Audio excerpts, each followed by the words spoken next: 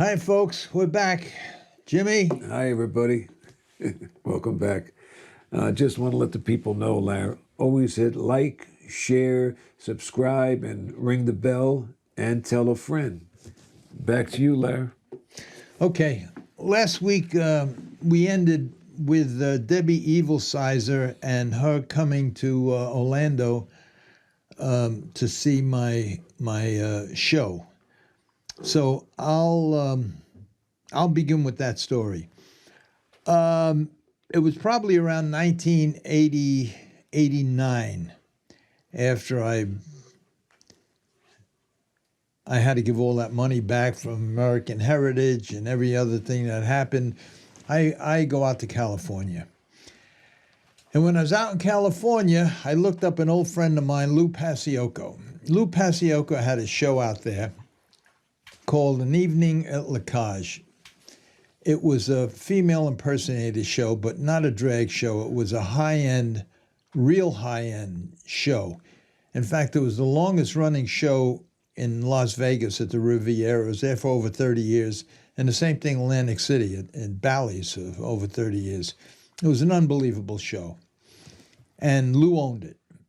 And I went out there, I stayed with him.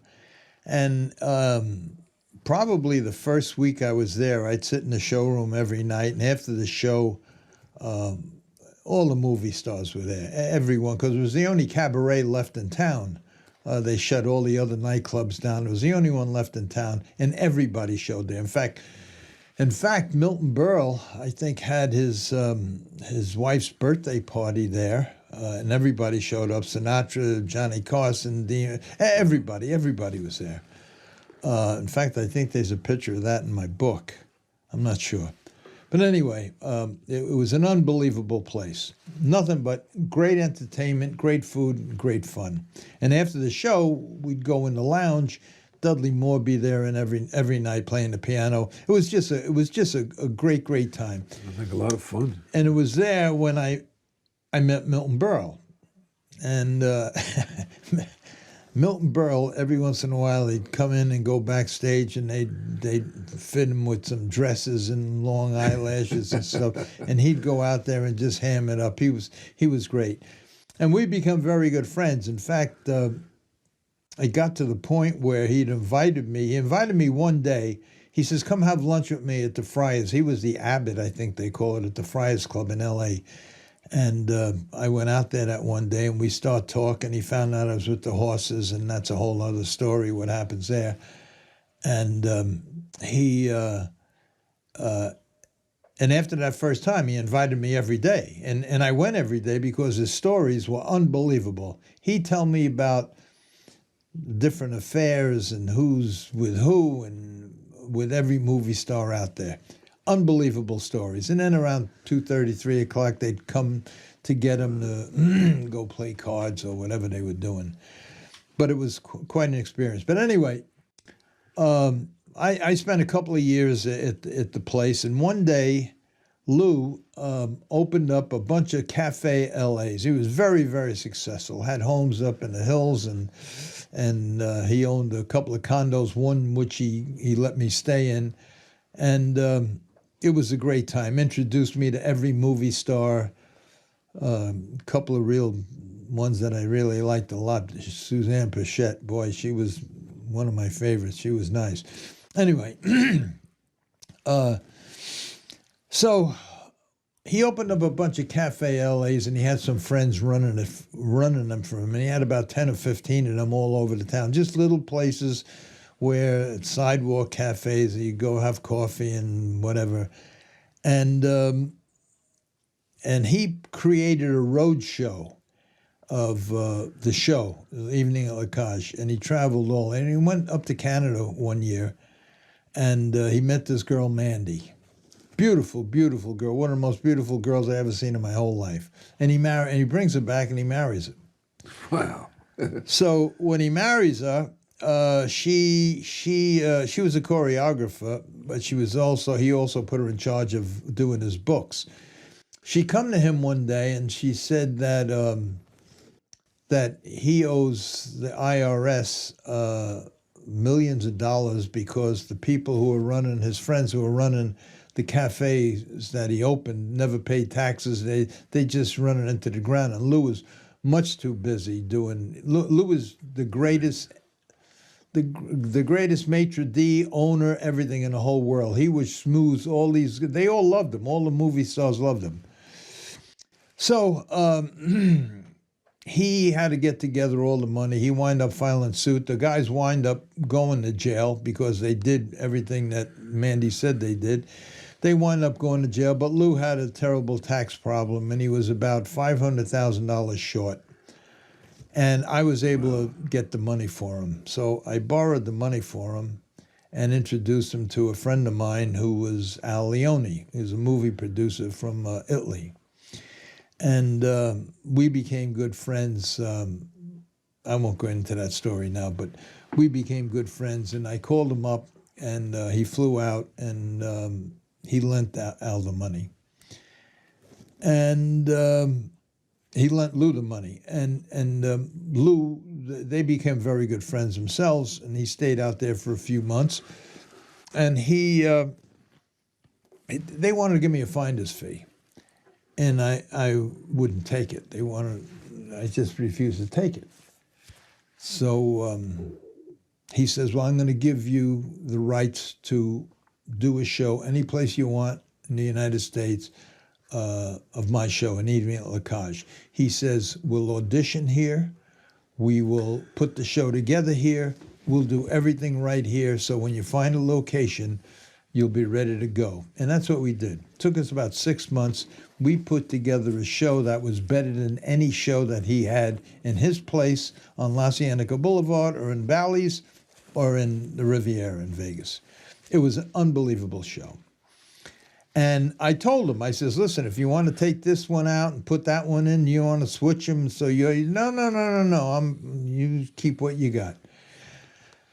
So I was looking all over the place. I finally find a 30,000 square foot freestanding building in Orlando, in Kisseme, Florida, right across the street, right across that highway from the Disney World.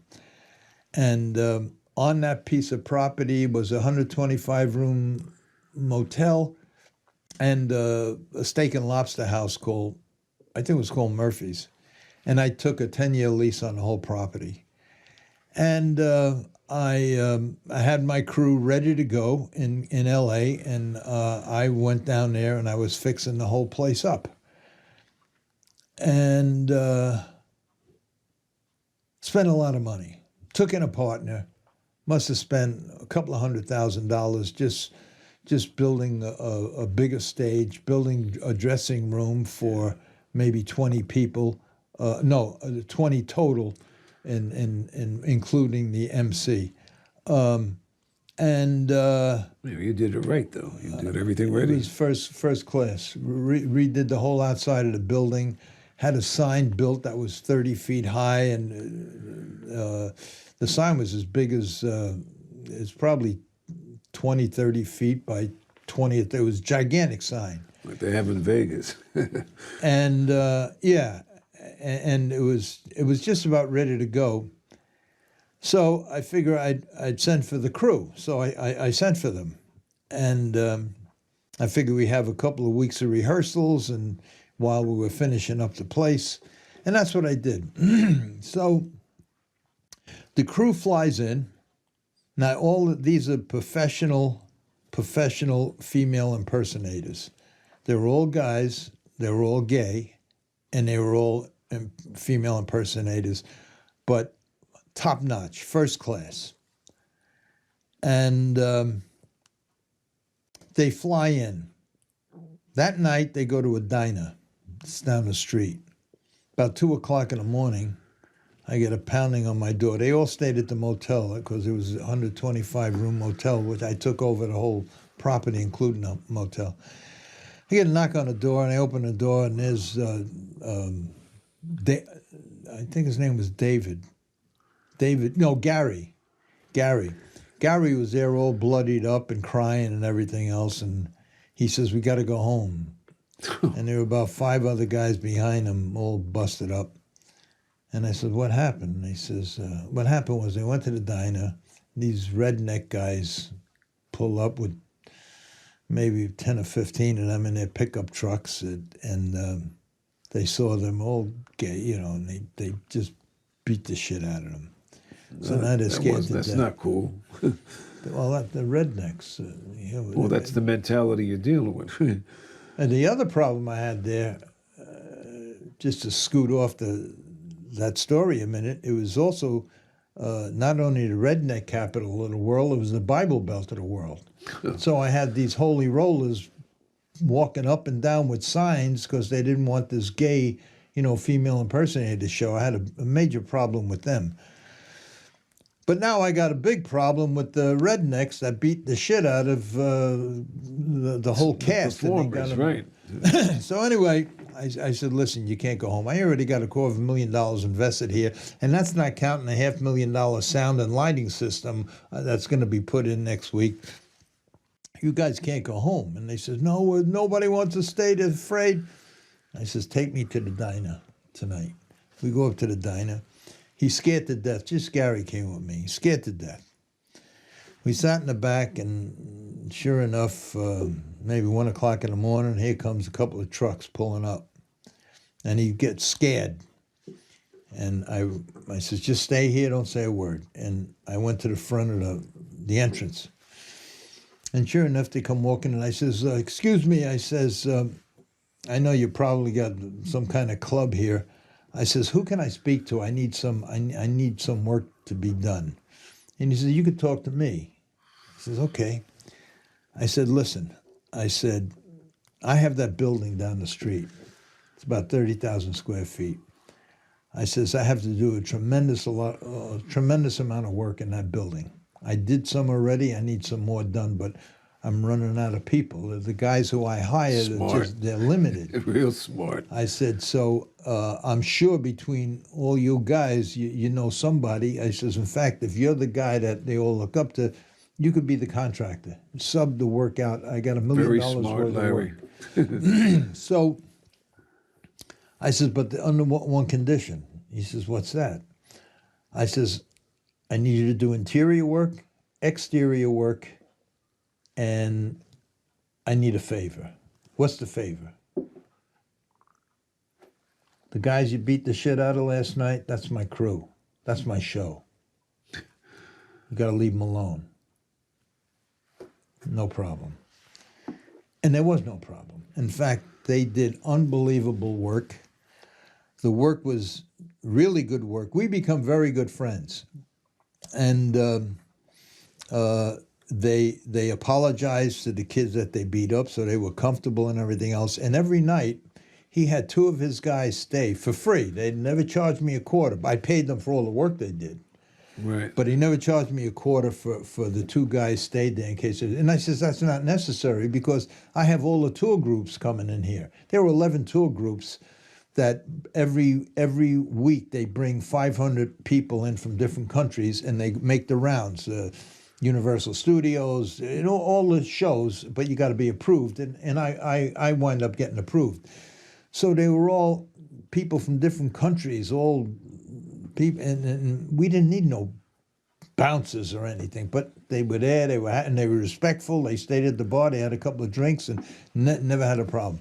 So anyway, so now they erect a sign outside. The sign had to be probably 20 feet long, maybe long. It was a big, big sign with a big pink feather with a face on it called An Evening at La Cage. It was a big sign, 30 feet high on a gigantic pole. The problem was that coming this way, the road curved like this. So the sign was here. So when you came this way, by the time you straighten out, you never saw the sign. Right. This way, it was straight, so everybody could see the sign. But this way, it was the curve. And the problem was that the property next to me had these big, tall trees. It was loaded with trees. So the guy says, you got to get rid of them trees. I says, yeah, I'm going to see the owner, see if we could chop them down. So I go see the owner. He was an arrogant jerk. He wouldn't let me cut them down. So I told the guy, So okay, so that was that. I come in the next morning, and I hear a bunch of noise. They chopped all the trees down. They chopped all the trees down. They had saws and they had these shredders and they had and all the trees were gone. It was a beautiful sight. You could see the thing. I says, we're going to wind up getting in a lot of trouble. This is going to cost me a lot of money. And he says, I assure you, you won't have a problem. And, Anything is negotiable. Very smart, Larry. No, I think one of his guys says you'll never see him again. I think they probably took him in the woods and put him in some quicksand or something. But they didn't tell me exactly what they did. But they said you'll never have a problem, and I never did. So now we have the grand opening, and the place is packed. In fact, I can't remember the guy's name that was the head of Disney World down there, Eisner or something with an E's. I can't remember. But Yeah, it was Eisner, right? It was? Yes. He calls me up and he needed a table for 30. He brought all his people there because I hired some of his real dancers, because in the production numbers we had real girls dancing as showgirls. And then the star was a female impersonator, whether it be Aretha Franklin or Barbara Streisand or whoever it might be. But we had real girls from that work at Disney. And he came every night. In fact, I had a very, very big deal with him. He wanted me to put a show together, a show that he could tour, because he had a show on the road for something, wanted me to tour with his show. Plus they had an island there, Treasure Island or some kind of island, that held about 3,000 people, had an outdoor stage, and he made me put together a show with Madonna and Michael Jackson impersonators that were great. In fact, they were better than Michael Jackson and Madonna. And he loved it, and we got along great, and everything was going great. And it was a dinner show. It was $39 for dinner and the show, and every night we would have 500 people. In fact, they were pressuring me to have 2 shows a day, because there were 11 tour groups, and each tour group brought in 500 people from different countries every week, and they make these It's a tours. home run. God. Yeah, but it was a lot of work. It's just a lot of it was a lot of work, and I was thinking of doing it, but things were happening so fast that I was rebuilding the balcony. I had a balcony, but there were so many people. I had to build another level to the balcony. So there was a balcony with seats, and then I had to go up one level in the balcony. And then I had to make sure it was structurally sound enough. There was a lot going on that I didn't want to have to do another show, which I was going to do anyway, but I just had to kind of level off. And in the front, the lobby, when you first came in, I had a lobby, probably a room about 10 by 10, that I had all the pictures I got from California, Lacage, me with all the movie stars and all the pictures. And it said, "Welcome to Lacage." Right. As you walk in. It was great. So now we're signing up all of these groups, and it's getting to the point where I can't keep up with everything that's happening, and It was too successful. it was too much too soon. Right. And everybody's come up to me, can I meet this one? Come in. So then I made a rule that after the finale, all the performers come out on stage doing in drag whatever star part they were they doing, played, right. and they could mingle with the family. And I'd have a photographer there taking pictures so they And could you'd take sell the pictures. and sell the pictures. And all the people in the audience, there were 500 every night, they would take pictures and everything else. And then Very good, Len. one day an attorney comes in and he says, my name is, I forgot his name. And he says, I'm from Resolution Trust Company, RTC. I says, I don't know what that is. He says, the savings and loan went broke, Savings and loan banks went broke, and I work for the government, and we took over all their properties. This particular property, the owner who gave you the lease has a $5 million balloon payment. He says he ran away. He just left the property. We own it, but we will honor your lease until we auction this off. So now I says, but I invested $1 million in this. He says, it makes no difference. It is what it is. We can't honor your lease, but maybe the new owners will. So now I figure I got to make friends with this guy and figure out how I could be the new owner. So the first night I take him up to the balcony, and we're looking at the show. And in the show, I have a Marilyn Monroe, ugly fucking guy, full of pimples and everything else. But when you put the makeup on him, he looked gorgeous. And he says to me, he says, "Oh my God, is she beautiful?" Now we're about 30 feet away up in a balcony. I says, "It's a guy." He says, "But she's beautiful." I says, "It's a guy." He says, "Could you introduce me?" I says, "Here, after the show." But it's a guy. But it's a guy. He wind up sleeping with this guy. Oh, God. I don't know if the guy was gay. I don't know what he was. Well, but he must have been. Whatever. Anyway, for the next week or 2 weeks, they're like together all the time. Oh. Even in the daytime when they were sitting by the pool, this guy was full of fucking pimples and holes in his face. But when he put that makeup on, he looked exactly like Marilyn Monroe. And it did something for this guy. So anyway, I wind up making a deal. I wind up making a deal with the guy, and we become very, very friendly. And the deal was he was going to let me know what the highest bid was, and I was gonna It's just like when we used to do bid rigging. Yeah. I was just gonna bid Beat everybody. a little You would bit, beat a everybody. little bit higher. So now the bidding starts, and he comes to me one day, and he says to me, "You won the bid, but there's a problem." And the problem is the people who come second highest bid, it's all cash. Can you come up? And the bid went for $3 million, the highest bid, which is mine. Can you come up with $3 million in cash? And I said, "Well, how soon do I have it? How long do I have it?" And he says, "You have about a week." So I'm going to tell you next week what happened. You had me right on the edge, And Larry. what happened was something.